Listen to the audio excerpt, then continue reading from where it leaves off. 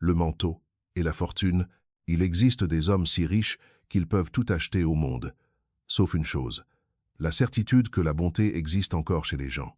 Wandril de Kerangal était de ceux-là, 66 ans, propriétaire des plus hautes tours de Paris, avec des navires portant son nom qui accostaient du Havre à Marseille.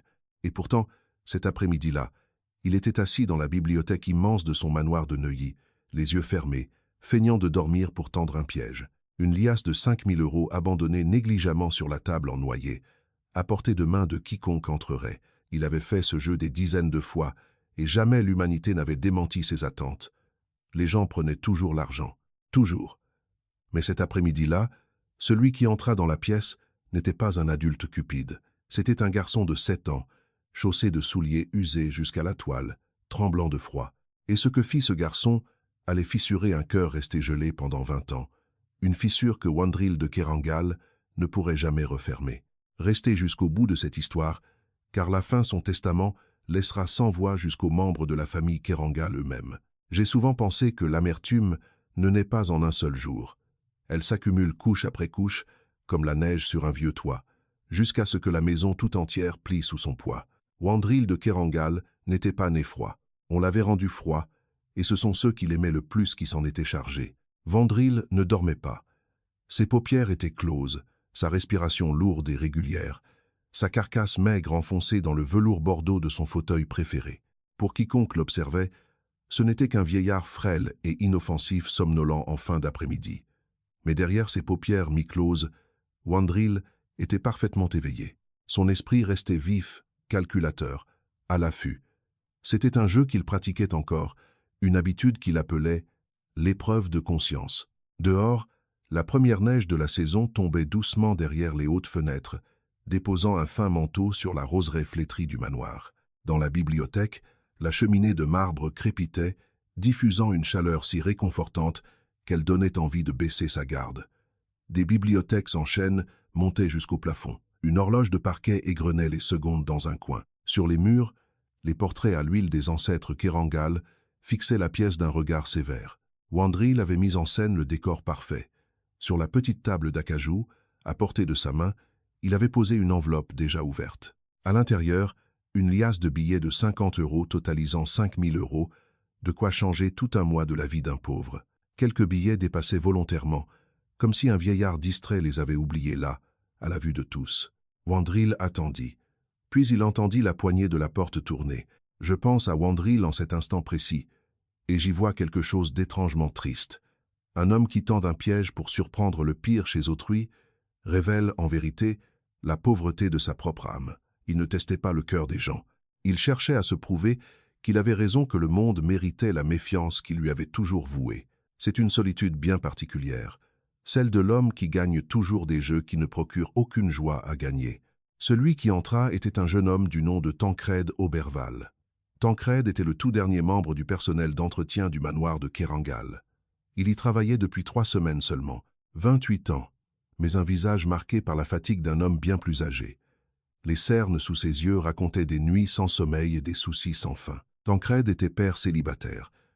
Wandril le savait, grâce à l'enquête d'usage. Son épouse, Aliénor, était morte 2 ans plus tôt de complications lors de la naissance de leur second enfant, à la clinique Saint-Firmin. Le nourrisson n'avait pas survécu non plus. Aliénor était partie, laissant Tancrède avec une montagne de dettes médicales et un fils de 7 ans, prénommé Éloine. Ce jour-là était un samedi.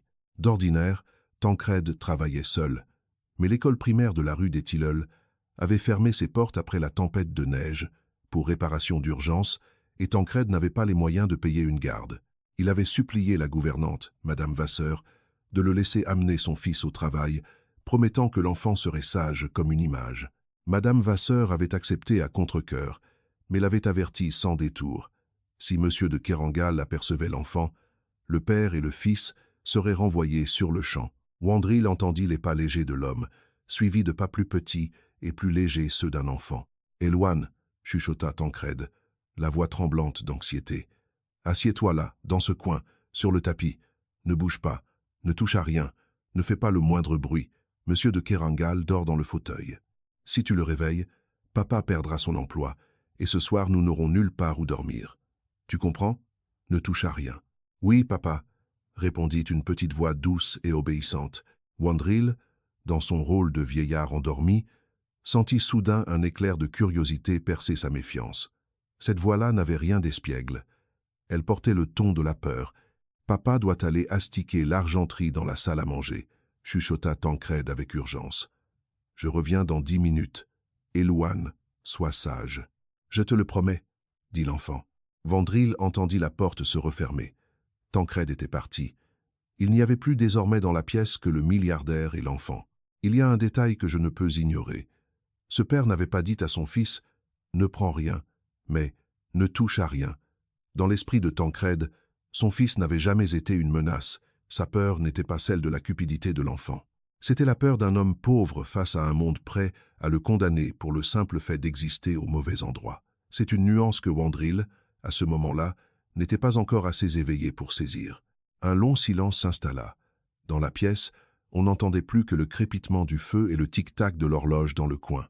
Wandril maintenait sa respiration régulière, imitant à la perfection un sommeil profond, mais en réalité, il guettait le moindre bruit. Il s'attendait à ce que l'enfant se mette à jouer, à entendre un vase se briser ou le pas furtif d'Elouane, explorant une richesse qu'il n'avait jamais eu le droit de toucher. Les enfants étaient curieux, pensait Wandril, et les enfants pauvres, surtout, désiraient ce qu'ils n'avaient jamais eu. Mais Elouane ne bougeait pas. 5 minutes passèrent. La nuque de Wandril commençait à le faire souffrir à force de maintenir sa position, mais il ne se départit pas de son personnage. Il continua d'attendre, puis il l'entendit. Un très léger froissement de tissu. L'enfant se levait. Tout le corps de Wandril se tendit, comme si chacun de ses sens venait de s'allumer. « Ça y est, pensa-t-il. Voilà le petit voleur qui se met en mouvement. » Il entendit de petits pas s'approcher du fauteuil, lent, hésitant, comme si Elouane pesait chacune de ses enjambées. L'enfant se rapprocha, et Wandril savait exactement ce qui attirait son regard. L'enveloppe.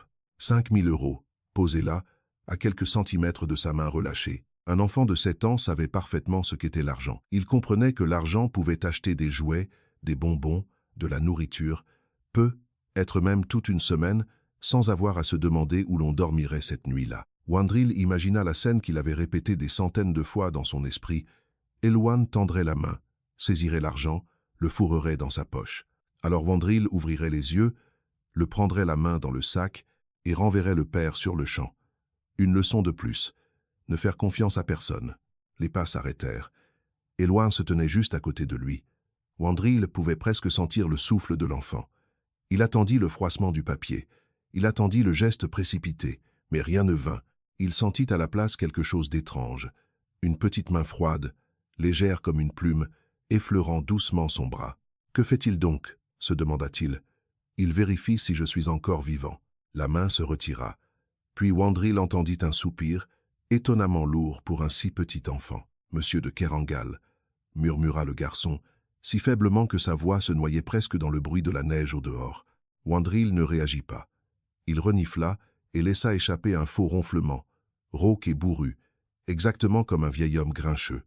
Elouane bougea, puis Wandril entendit un son qui le désorienta. Non pas le bruit de l'argent que l'on prend, mais le bruit d'une fermeture éclair. « Que fabrique cet enfant » pensa Wandril, l'esprit en alerte. Puis il sentit quelque chose de chaud se déposer sur ses jambes. C'était le blouson du garçon, une veste fine et bon marché, encore légèrement humide de neige. Elouane l'étala sur les genoux de Wandril, comme une petite couverture. La pièce était traversée de courants d'air. Les grandes fenêtres laissaient filer le froid malgré le feu qui brûlait. Ce fut seulement alors que Wandril réalisa que ses mains étaient réellement glacées. Elouane lissa soigneusement le petit blouson sur les jambes du vieillard. Puis il chuchota, comme pour lui-même. « Papa dit qu'on ne doit pas laisser les gens malades avoir froid. Il a froid. » Le cœur de Wandril manqua un battement. Ce n'était pas dans son scénario. L'enfant ne regardait pas l'argent. Il regardait lui. Puis Wandril entendit un léger froissement sur la table. « Ah, pensa-t-il, le voilà. Maintenant qu'il m'a mis en confiance, il va prendre l'argent. » Mais l'argent ne bougea pas. Wandril entendit plutôt le bruit du papier que l'on glisse doucement sur le bois. L'enveloppe se déplaçait, mais non pour la cacher, non pour la voler. Wandril osa entr'ouvrir l'œil gauche, une infime fente cachée derrière ses cils, et ce qu'il vit l'ébranla jusqu'au tréfonds. Elouane se tenait près de la table, Un enfant frêle et menu, les cheveux en bataille, vêtu de vêtements manifestement hérités, les chaussures usées jusqu'à la toile. Et pourtant son visage exprimait une concentration, un sérieux, une attention qui aurait pu faire honte à un adulte. Elouane avait remarqué que l'enveloppe menaçait de tomber du bord de la table. Il l'avait simplement repoussée vers le centre, plus près de la lampe, pour la mettre en sécurité. Puis Elouane remarqua autre chose. Sur le sol, près des pieds de Wandril, était tombé un petit carnet relié de cuir. Il avait dû glisser des genoux du vieil homme lorsqu'il s'était assis. Elouane se pencha pour le ramasser, essuya la poussière sur la couverture avec sa manche et le posa sur la table à côté de l'enveloppe de billets. « Voilà, en sécurité », murmura-t-il. Puis l'enfant retourna sur le tapis. Il s'assit, ramena ses genoux contre sa poitrine et s'enlaça de ses bras. Il tremblait légèrement. Il venait d'offrir à un inconnu son unique blouson, et à présent il avait froid. Je veux m'arrêter longuement sur cet instant, car il y a là quelque chose qu'un enfant de 7 ans avait compris et que le milliardaire de 76 ans avait depuis longtemps oublié. La bonté n'exige pas que celui qui la reçoit la mérite. Elouane ne s'était pas demandé si cet homme était riche ou pauvre, bon ou mauvais, digne d'aide ou non. Il avait simplement vu quelqu'un qui avait froid. Nous, adultes, avons appris bien trop de raisons de ne pas être bons. Les enfants ne les ont pas encore apprises. Et parfois, ce « pas encore » est la plus grande sagesse qui soit. Wandril resta étendu là, l'esprit totalement vide. Pour la première fois en 20 ans, Wandril de Kerangal ne savait plus quoi penser. Il avait tendu un piège pour attraper une souris, mais ce qu'il avait capturé, c'était une colombe. Le mur de méfiance qu'il avait bâti dans son cœur, dur comme la pierre, commença à se fissurer, juste un peu. « Pourquoi n'as-tu pas pris l'argent » criait Wandril en silence. « Je sais que vous êtes pauvres tous les deux. Les chaussures de ton père sont trouées. Pourquoi n'as-tu pas pris l'argent? Et avant que le récit ne se poursuive, dites-moi d'où vous regardez cette histoire de Paris, ou d'un endroit dont je n'ai jamais entendu parler. » Mais la vraie question était celle-ci. Quand Tancrède reviendrait et verrait le blouson de son fils étendu sur les jambes de son patron, ressentirait-il de la gratitude ou la panique le pousserait-elle à tout détruire de ses propres mains? Avant que Wandril n'ait pu digérer l'émotion qui montait en lui, un vieux souvenir remonta brusquement à la surface.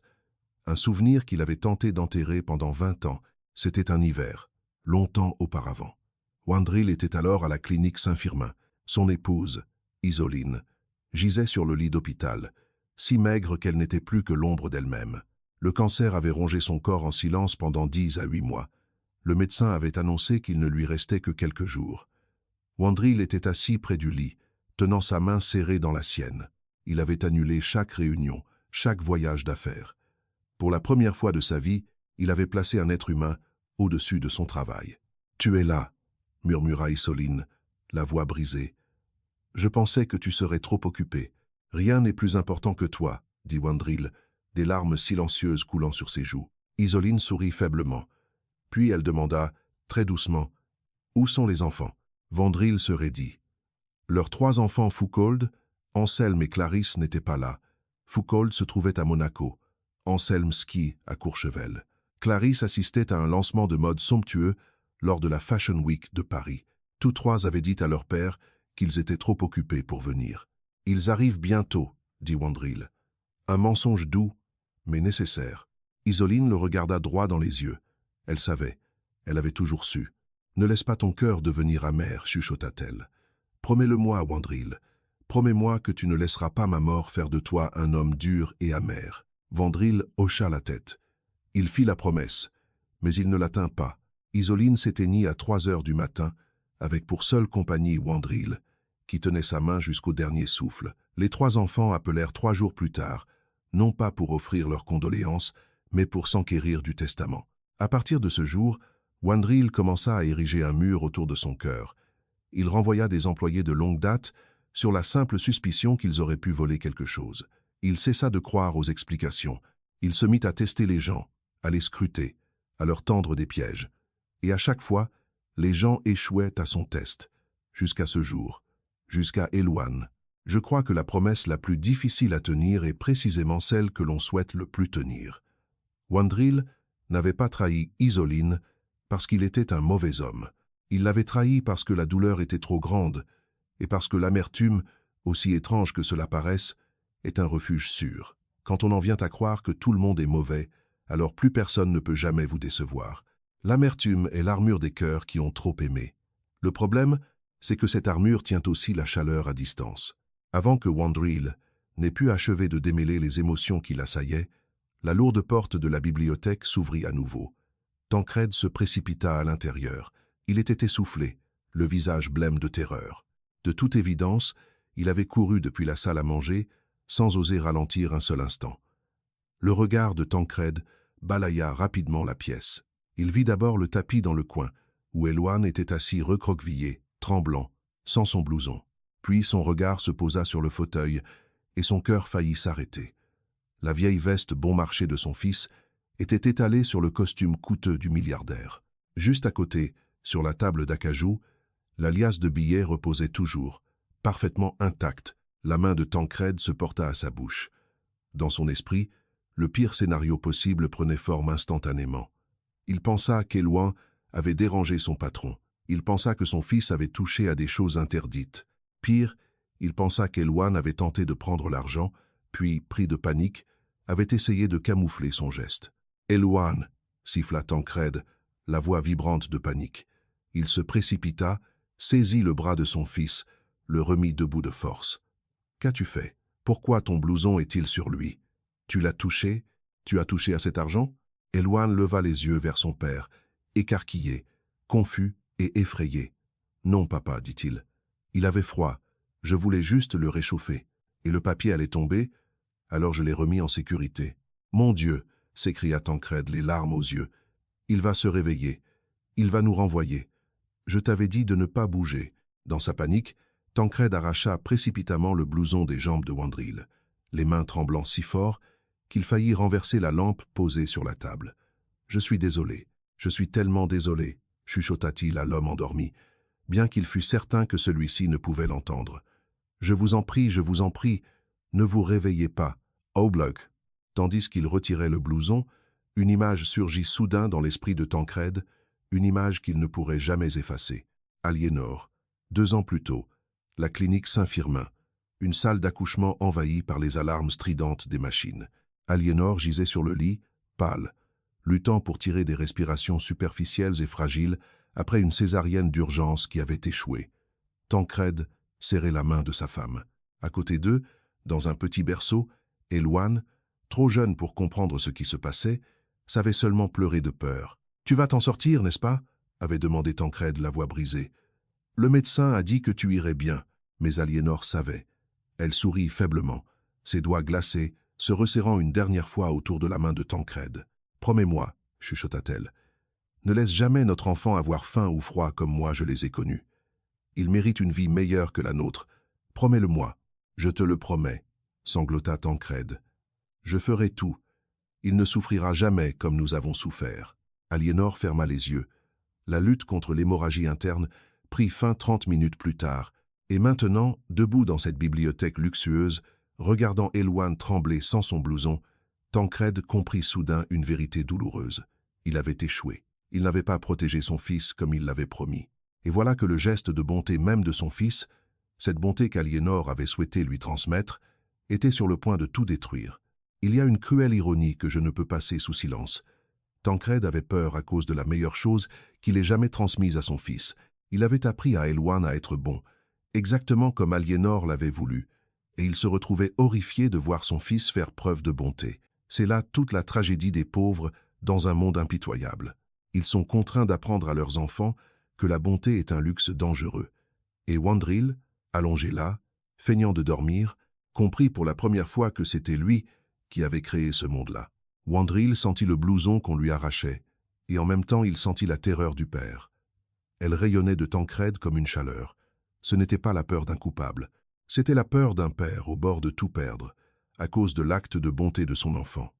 Et à cet instant, Wandril comprit une vérité glaçante. Il était devenu le monstre que tout le monde redoutait.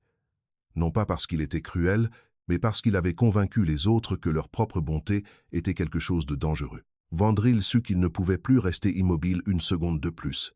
Il était temps de se réveiller.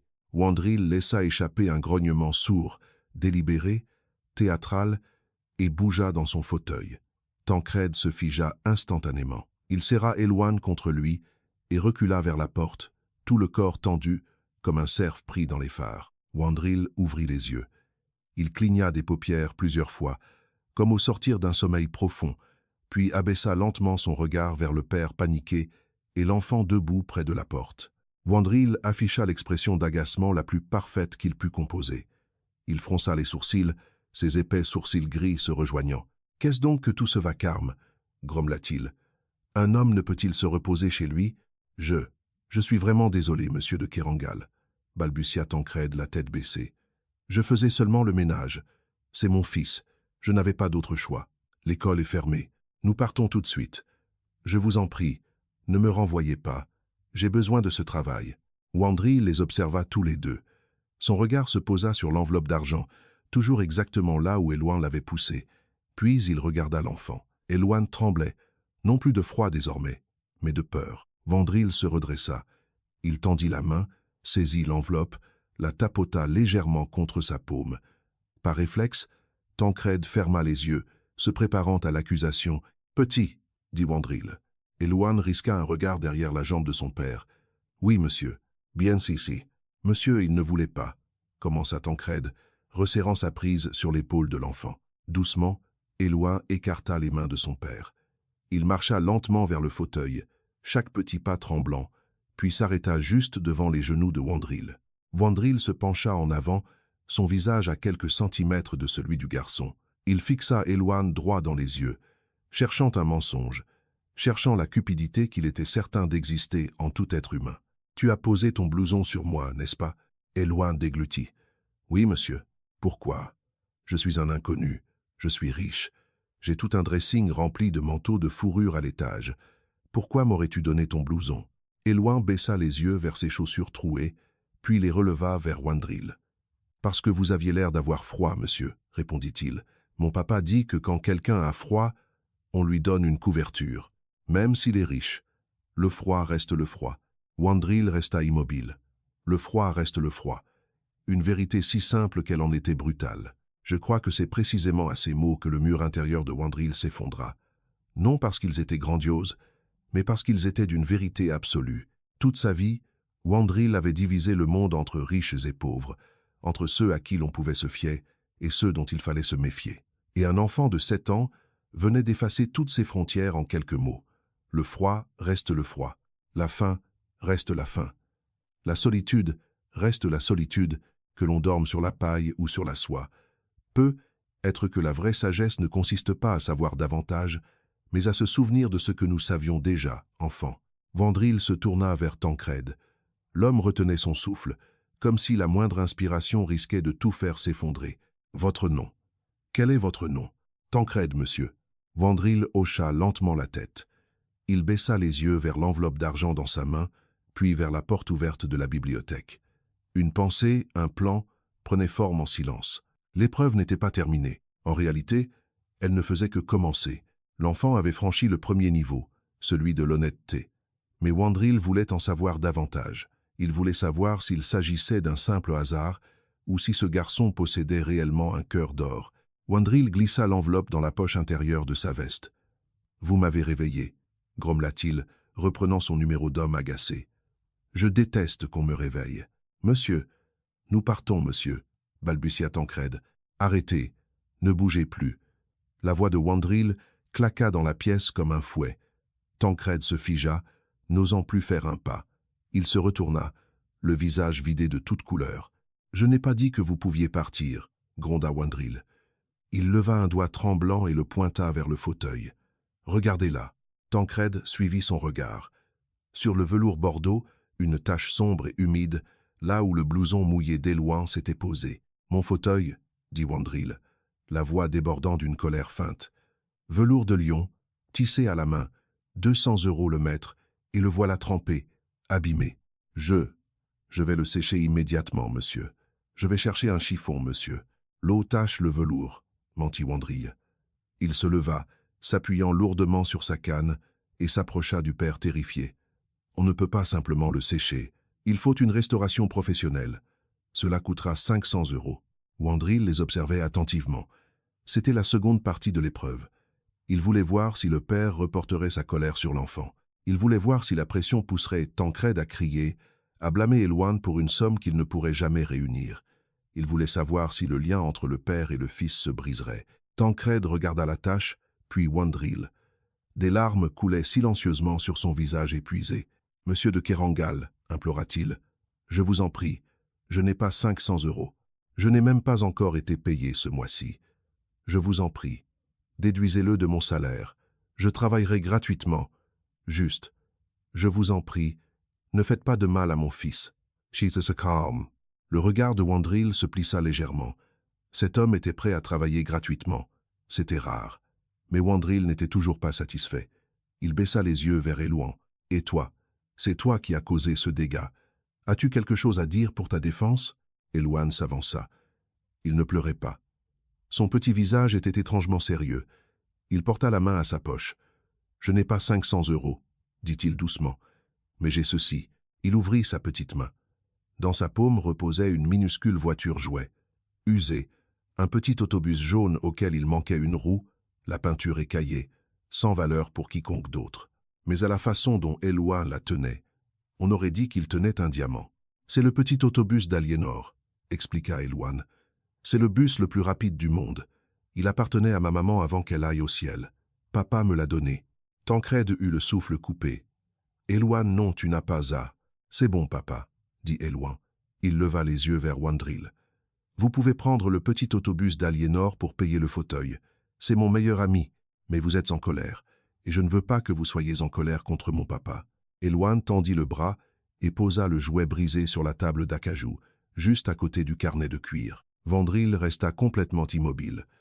Il fixait le minuscule jouet, le souffle coupé. La pièce semblait soudain trop petite pour respirer. Il pensa à la liasse de billets dans sa poche, des milliers d'euros. Puis il regarda de nouveau le petit autobus à 3 roues sur la table. Cet enfant lui offrait la chose la plus précieuse qu'il possédait pour réparer une erreur née de la bonté. Il offrait le dernier souvenir de sa mère, uniquement pour sauver l'emploi de son père. Le cœur de Wandril, gelé depuis tant d'années, se fendit avec une douleur brûlante et aiguë. Et soudain, il comprit une vérité qui l'ébranla. Cet enfant qui n'avait rien était plus riche que Wandril ne le serait jamais de toute sa vie. Wandril possédait des millions d'euros, mais jamais, peut-être jamais, il n'aurait sacrifié la chose qu'il aimait le plus pour quiconque. Je considère cet instant comme le plus précieux de toute l'histoire, car Éloine ne donnait pas quelque chose dont il avait le superflu. Il donnait quelque chose d'irremplaçable. Il existe une différence immense entre donner de son abondance et donner de sa rareté. Les riches font toujours des dons, mais ils en ressentent rarement la douleur. Éloine, lui, ressentait la douleur. Et c'est précisément cette douleur qui est la véritable mesure de la générosité. Wandril, qui n'avait jamais eu à souffrir de donner quoi que ce soit, découvrait pour la première fois la vraie générosité, et elle venait d'un enfant en chaussures trouées. Le silence s'étira dehors. La neige continuait de tomber doucement derrière les fenêtres. Wandril prit lentement le jouet. Sa main tremblait. « Tu me donnerais ceci simplement parce qu'un fauteuil s'est mouillé? C'est suffisant ?» demanda Éloine. Wandril ferma les yeux. Dans son esprit apparut l'image de ses propres enfants, qui n'appelaient que pour réclamer une nouvelle voiture de sport ou une résidence de vacances. Il ne lui avait jamais rien donné. Il ne savait que prendre. « Oui, » chuchota Wandril en rouvrant les yeux. « Plus que suffisant. » Wandril se rassit dans son fauteuil. La comédie était terminée. Il ne pouvait plus jouer le rôle du méchant. « Asseyez-vous, » dit Wandril, et sa voix n'était plus grondante. Ce n'était plus la voix pleine d'autorité.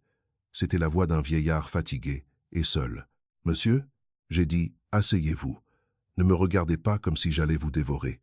Asseyez-vous, je vous prie. » Tancrède hésita quelques secondes, puis s'assit sur le bord du canapé, attirant instinctivement Éloine sur ses genoux. « J'ai une confession à faire, » dit Wandril, regardant toujours le sol. « Le fauteuil n'est pas abîmé du tout.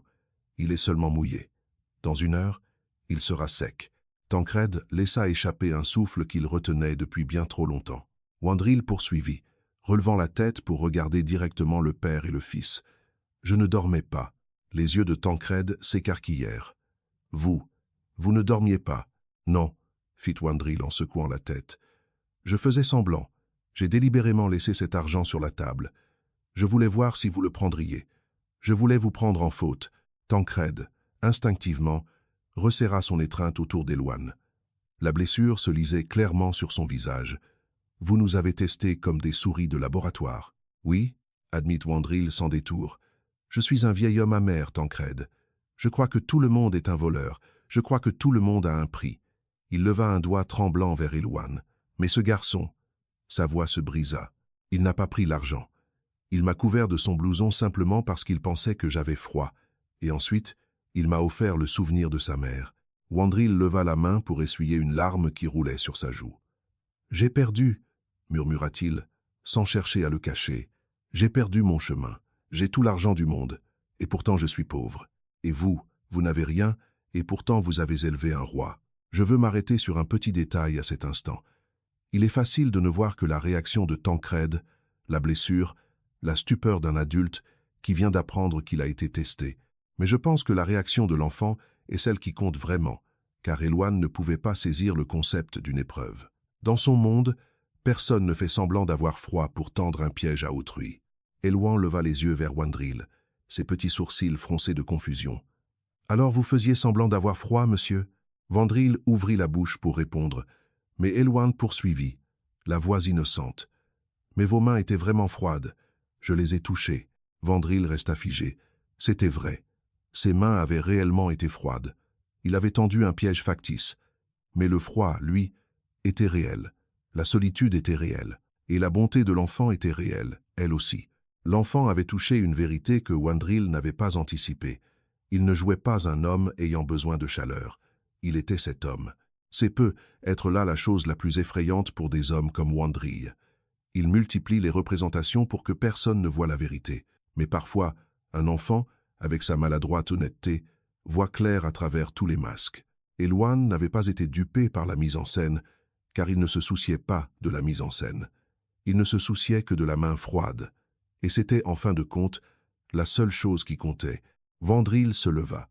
Il marcha vers la cheminée, prit une profonde inspiration comme pour rassembler le reste de son courage, puis se retourna vers le père et le fils. « L'épreuve est terminée, déclara-t-il, et vous l'avez réussi tous les deux. » Il glissa la main dans la poche de sa veste, en sortit l'épaisse enveloppe, s'avança devant Tancred et la lui tendit. « Prenez-la. » Tancred secoua fermement la tête. « Non, monsieur, je ne veux pas de votre argent. Je veux seulement travailler. Je veux gagner ma vie honnêtement. Prenez-la, » insista Wandril. « Ce n'est pas la charité, c'est une récompense, le paiement de la leçon que votre fils vient de m'enseigner. » Il adoucit sa voix. « Achetez à ce garçon un manteau chaud, une nouvelle paire de chaussures, et achetez-vous un lit qui ne vous fera plus mal au dos chaque matin. Prenez-la. » La main de Tancred trembla lorsqu'il tendit le bras pour accepter l'enveloppe. « Merci, monsieur de Kerangal. Vraiment merci. »« Ne me remerciez pas encore, » répondit Wandril, et un sourire petit mais sincère, le premier depuis bien des années, effleura ses lèvres. « J'ai une proposition à faire à Elouane. » Elouane leva les yeux, le regard soudain illuminé. « Pour moi? Oui, » dit Wandril. Il souleva le petit autobus. « Je garde le petit autobus d'Aliénor. Il est à moi désormais. Tu me l'as donné pour éponger la dette. » Le visage d'Elouane se voila de tristesse. Mais Wandril poursuivit. « Je ne peux pas conduire un véhicule qui n'a que 3 roues. J'ai besoin d'un mécanicien, quelqu'un pour m'aider à réparer les choses, ici, et quelqu'un pour m'aider à me réparer moi-même. » Wandril s'agenouilla, un mouvement qui envoya une douleur vive dans ses vieux genoux, afin de se trouver à hauteur des yeux du garçon de 7 ans. « Elouane, » dit-il doucement, « voudrais-tu venir ici tous les jours après l'école? Tu pourras t'asseoir dans cette bibliothèque, faire tes devoirs, et apprendre à ce vieux grincheux à redevenir bon. En échange, je prendrai en charge tes études jusqu'à l'université. » Elouane se tourna vers son père. Tancred pleurait sans retenue à présent, une main sur la bouche, les épaules secouées. Il hocha la tête. Elouane se retourna vers Wandril. Il sourit, un sourire édenté, pur et bouleversant de beauté. « Oui, » dit Elouane, puis il tendit sa petite main. Wandril de Kerangal, le milliardaire qui n'avait jamais fait confiance à personne, tendit la sienne, saisit cette main et la serra. On a tendance à croire que les belles histoires s'achèvent à leur instant le plus beau, mais la vraie vie n'est pas ainsi. La vraie vie, c'est ce qui se passe après la poignée de main, et cette partie-là n'est pas toujours aussi simple qu'on l'imagine. 3 années passèrent depuis cet après-midi neigeux.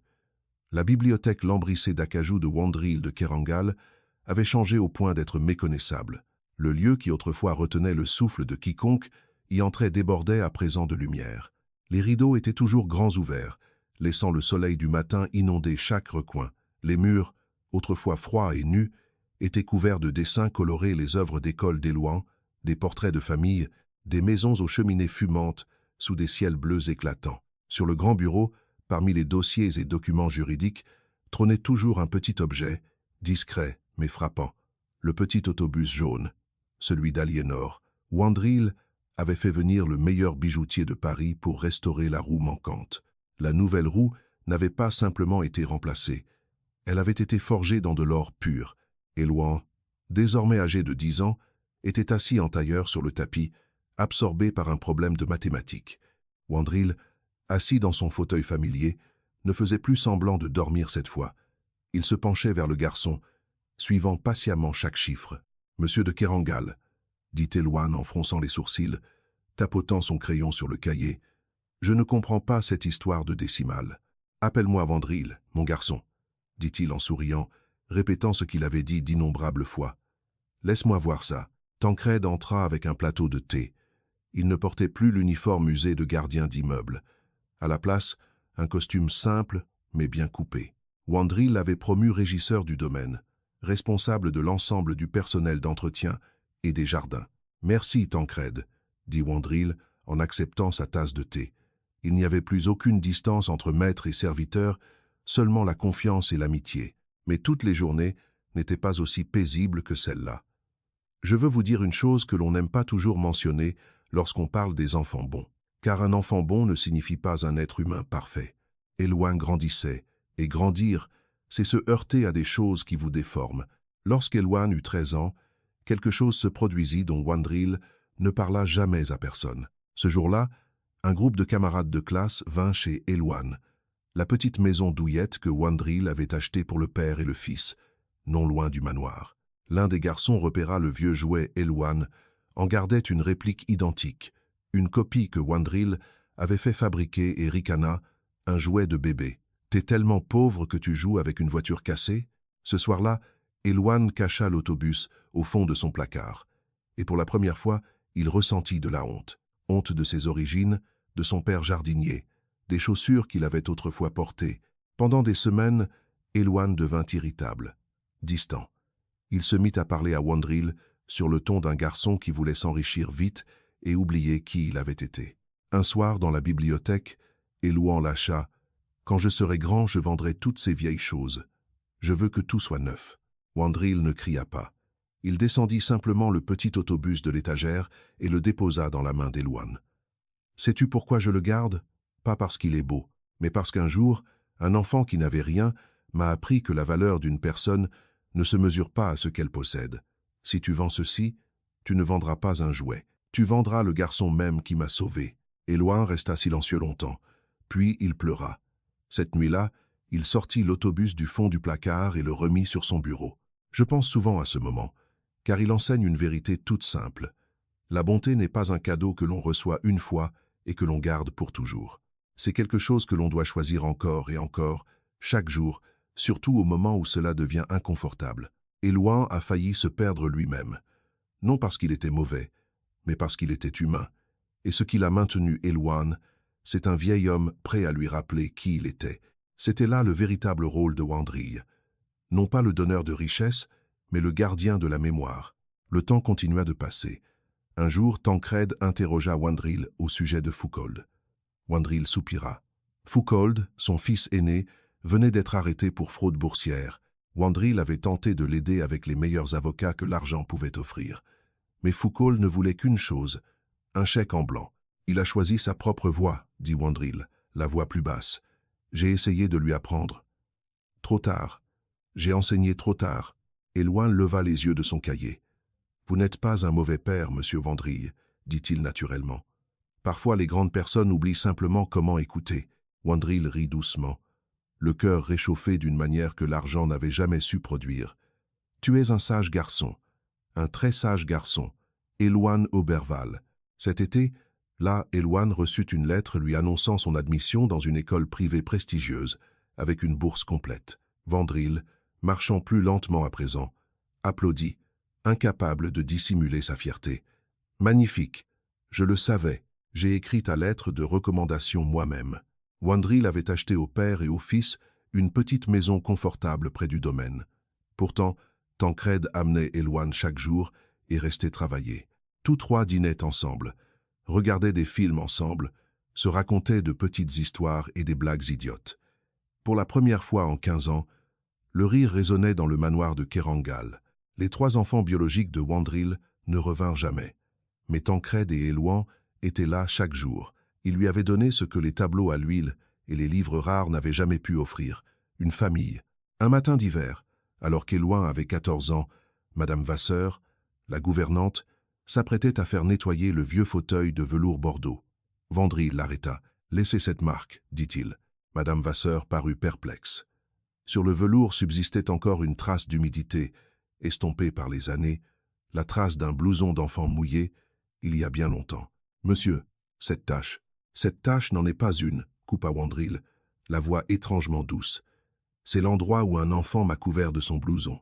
Je lui avais menti en disant que la marque avait ruiné un fauteuil de 500 €. La vérité, c'est qu'elle a sauvé quelque chose de bien plus précieux. Laissez-la là. C'est la chose la plus précieuse de cette pièce. » J'aime ce détail, car il en dit long sur Wandril. 10 ans plus tard, un petit mensonge, d'abord simple ruse pour tester le cœur d'un père, était devenu pour lui une sorte de monument, car les gens qui changent véritablement font souvent une chose. Ils transforment leurs anciennes cicatrices en repères. Wandril n'avait pas effacé la trace humide, tout comme il n'avait pas effacé son passé amer. Il l'avait gardé, non pour se torturer, mais pour se souvenir que c'était de cet endroit précis qu'il avait été sauvé. Il y a des tâches qu'il faut garder. Elles nous rappellent que nous avons été pardonnés, un jour, puis vint l'automne. Elouane avait 16 ans. Une légère crise cardiaque conduisit Wandril à la clinique Saint-Firmin pour observation. Elouane resta assis près du lit, tenant sa main. « J'ai peur, monsieur Wandril, » chuchota Elouane. « N'aie pas peur, répondit Wandril. Je ne vais nulle part pour l'instant. Je dois encore attendre que tu obtiennes ton diplôme. » Tancrède, assis de l'autre côté du lit, tenait aussi la main de Wandril. « Vous avez changé nos vies, dit-il, la voix nouée. Wandril secoua doucement la tête. « Non, ce sont vous qui avez changé la mienne. Avant de vous connaître, je n'étais qu'un vieil homme amer attendant de mourir. Aujourd'hui, je suis un vieil homme heureux qui veut vivre. » Cette semaine-là, Wandril appela son notaire. Il commença à réécrire son testament. Puis, exactement 10 ans après le jour où Elouane avait posé son blouson sur ses jambes, un printemps, un Elouane de 10 à 7 ans se tint devant les grilles d'une université qui venait de l'admettre avec une bourse complète. Le costume sur mesure qu'il portait était un cadeau d'anniversaire de Wandril. Wandril, à présent appuyé sur sa canne à ses côtés, avait les yeux brillants d'une fierté sans détour. « Tu as réussi, mon garçon. »« Pas seulement moi, » dit Elouane en secouant la tête. « Nous avons réussi. Vous êtes celui qui a cru en moi quand personne d'autre ne le faisait. » Wandril le serra dans ses bras. « Je t'aime comme mon propre fils, Elouane. Tu le sais, n'est-ce pas? Je vous aime aussi, monsieur Wandril. » Tancrède se tenait non loin, appareil photo levé. Il n'était plus gardien d'immeuble. Il était désormais directeur exécutif de la fondation de Kerangal, l'association caritative que Wandril avait fondée pour venir en aide aux familles monoparentales, comme la leur l'avait été autrefois. « Vous deux, ne bougez plus. Laissez-moi prendre une photo, » dit Tancrède en souriant à travers ses larmes. Wandril et Elouane se tinrent côte à côte, une main sur l'épaule de l'autre. Ils n'étaient pas grand-père et petit-fils par le sang, mais ils étaient une famille l'un pour l'autre, par choix. Et c'est là la forme de famille la plus solide de toutes. 3 années passèrent encore. Ce printemps-là, le manoir de Kerangal se remplit à nouveau de monde. Mais il n'y avait ni musique, ni vin, ni rire poli de réception mondaine. L'atmosphère de la maison était lourde et solennelle. Ce n'était pas une célébration, mais un dernier rassemblement. Wandril de Kerangal s'était éteint paisiblement dans son sommeil 3 jours plus tôt. Il était mort dans ce même fauteuil de velours bordeaux, le fauteuil où, 10 ans auparavant, une petite épreuve avait bouleversé toute sa vie. Je veux m'arrêter sur l'instant de la mort de Wandril. Le dernier soir, raconta plus tard Madame Vasseur, Elouane, alors loin, à l'université, avait appelé chez lui. Wandril était assis dans ce fauteuil, le petit autobus d'Aliénor, à la roue dorée, reposant dans sa paume. Il prononça une seule phrase à Elouane au téléphone, puis raccrocha et s'endormit. Cette phrase était « Merci d'avoir vu que j'avais froid. » Le lendemain matin, on le retrouva assis là, le jouet toujours dans sa main, le visage apaisé. Pas de longue explication. Seulement un vieil homme, un fauteuil, et un jouet qui, un jour, avait sauvé sa vie.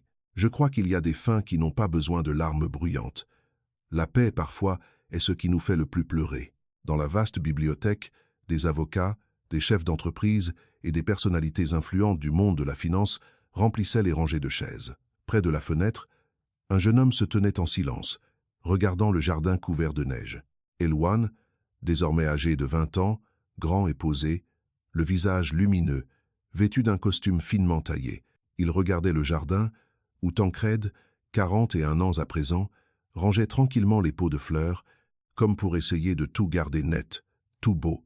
Une dernière fois, les 3 enfants biologiques de Wandril étaient également présents.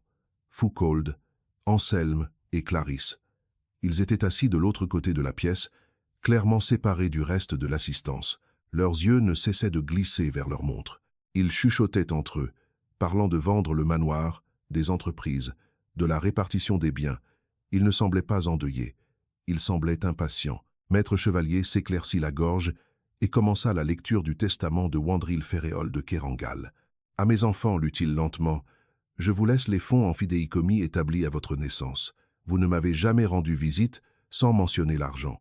Aussi, je suppose que l'argent est tout ce que vous avez jamais désiré. Vous avez déjà vos millions. Profitez-en. » Les 3 enfants murmurèrent, agacés, mais parurent rapidement satisfaits.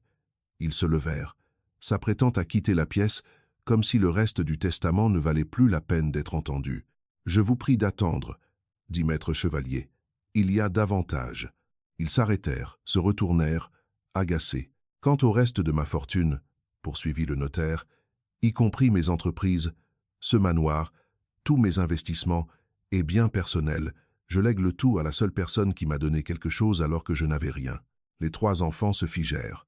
Ils se retournèrent, désorientés. « Qui ?» lança Foucauld. « C'est nous, sa famille. » Le notaire prit une inspiration et lut chaque mot distinctement. « Je lègue le tout à Elouane Auberval. » La salle explosa. Des cris d'indignation emplirent l'air. Les 2 fils pointèrent Elouane du doigt. « Lui, le fils du jardinier, c'est une plaisanterie. Il a manipulé notre père. » Elouane ne bougea pas. Il ne dit rien. Il se tenait simplement immobile, tenant un petit objet dans sa main, le pouce caressant machinalement sa surface familière. Le notaire leva la main pour réclamer le silence. Monsieur de Kerangal a laissé une lettre expliquant cette décision. Il m'a demandé de la lire à voix haute. Il déplia la lettre manuscrite, sa voix lente et posée à mesure que la pièce se calmait peu à peu. « À mes enfants et au monde, vous mesurez la richesse en or et en propriété. Vous croyez que j'ai tout laissé à Elouane parce que j'avais perdu la raison. Vous vous trompez. Je rembourse une dette. Il y a 10 ans, un samedi après-midi trempé de neige, j'étais un mendiant en esprit. J'étais froid, seul et vide. Un garçon de 7 ans m'a vu trembler. Il n'a pas vu un milliardaire. Il n'a vu qu'un être humain. Il m'a couvert de son unique blouson. Il a protégé mon argent alors qu'il aurait pu facilement le prendre. Mais la plus grande dette a été payée lorsqu'il m'a offert la chose la plus précieuse qu'il possédait, un jouet brisé, pour épargner son père de ma colère. Il m'a tout donné sans rien attendre en retour. Ce jour-là, il m'a appris que la poche la plus pauvre peut contenir le cœur le plus riche.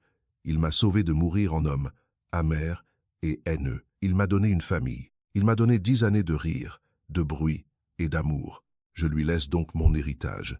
C'est un bien maigre échange, car il m'a rendu mon âme. Le notaire replia la lettre.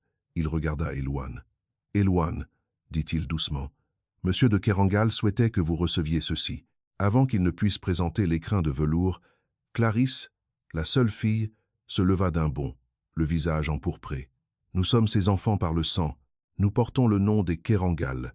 Et lui, ce n'est que le fils d'un jardinier. » Elouane se tourna lentement vers elle. Son regard ne contenait aucune colère, seulement un calme étrange. « Mais je porte son cœur, » dit Elouane doucement. « Et pendant 10 ans, j'ai été là pour lui. Où étiez-vous » Clarisse resta silencieuse. « J'ai longtemps pensé à ces 3 enfants, car ils ne sont pas de simples personnages négatifs à une seule dimension.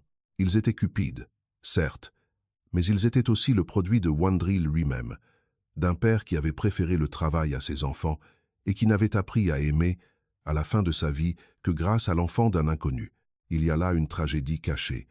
Wandril a donné à Elwan tout ce qu'il n'avait jamais donné à ses propres enfants. Et ainsi, la colère de Foucauld, d'Anselme et de Clarisse n'était pas totalement injustifiée. Ils ne perdaient pas seulement un héritage. Ils avaient sous les yeux la preuve que leur père était capable d'aimer simplement pas avec eux. C'est cette partie-là qui fait le plus mal. Et c'est peu être pourquoi il faut noter un petit instant. Alors que Clarisse se dirigeait vers la porte, passant devant l'écrin de velours que le notaire venait d'ouvrir, son regard tomba par mégarde sur le petit autobus à la roue dorée. Elle s'arrêta une demi-seconde. Quelque chose traversa son visage. Peut être le souvenir d'un jouet d'enfance, d'un après-midi où son père aurait dû être présent et ne l'avait pas été. Sa main frémit légèrement, comme pour se tendre.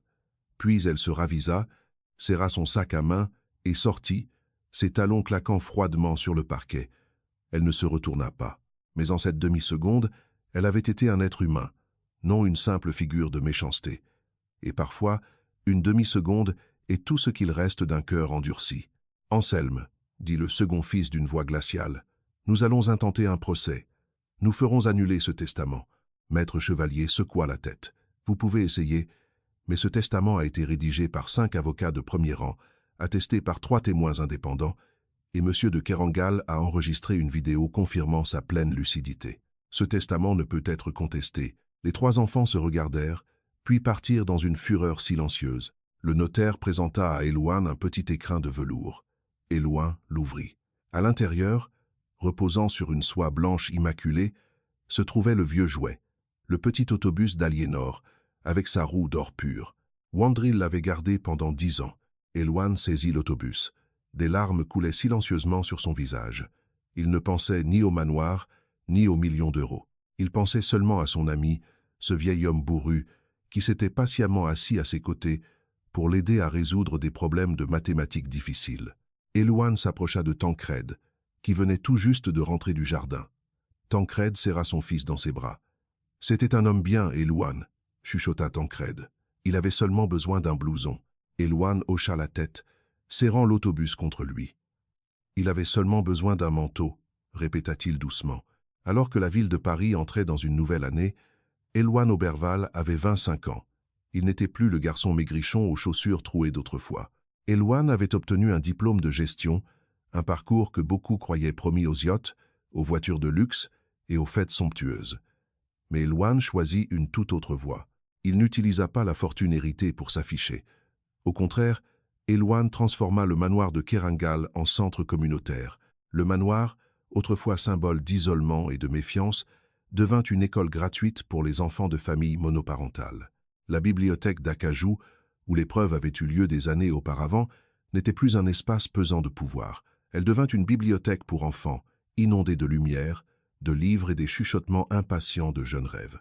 Au centre de la pièce, dans une vitrine soigneusement préservée, se dressait le petit autobus d'Aliénor, à la roue d'or. À côté, une plaque de laiton portait une inscription simple et profonde. À la mémoire de Wandril Ferréol de Kerangal, un homme qui a appris que la vraie richesse ne se mesure pas à ce que l'on possède, mais à ce que l'on donne. Un après-midi paisible, Elwan entra dans la bibliothèque. Dans un coin de la pièce, un garçon d'environ 7 ans était assis, fixant intensément l'autobus dans la vitrine, ses yeux curieux ne le quittant jamais. « Tu l'aimes bien ?» demanda Elwan en s'asseyant près de lui. L'enfant hocha la tête. « Il est magnifique. Les roues sont en or, c'est vrai ?»« C'est vrai, » sourit Elwan. « Mais sais-tu que, lorsque cet autobus a été offert à l'homme qui vivait ici autrefois, il n'avait que 3 roues, il était vieux et cassé. Alors pourquoi l'a-t-il accepté ?» demanda le garçon, perplexe. Elwan resta silencieux un instant, puis répondit lentement. « Parce que parfois le cadeau le plus précieux n'est pas le plus parfait, c'est celui qui a le plus de sens. Cet autobus a été donné par amour, pas par intérêt, et c'est cela qui le rend inestimable. » Le garçon leva les yeux vers Elwan. « Qui le lui a offert ?»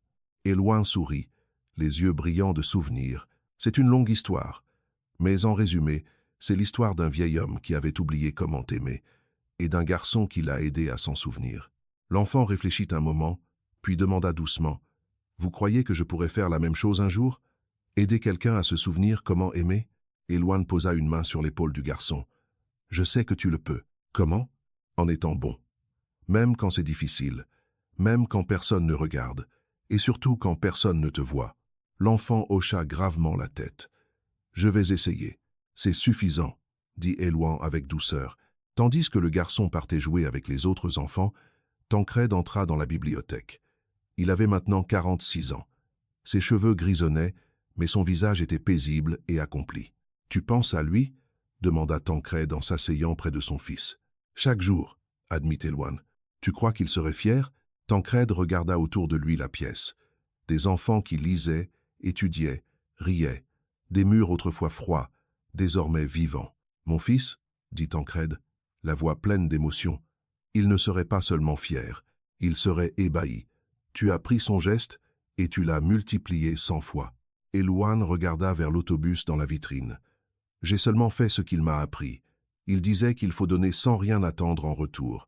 Je ne terminerai pas par une leçon de morale, même si cette histoire en renferme d'innombrables.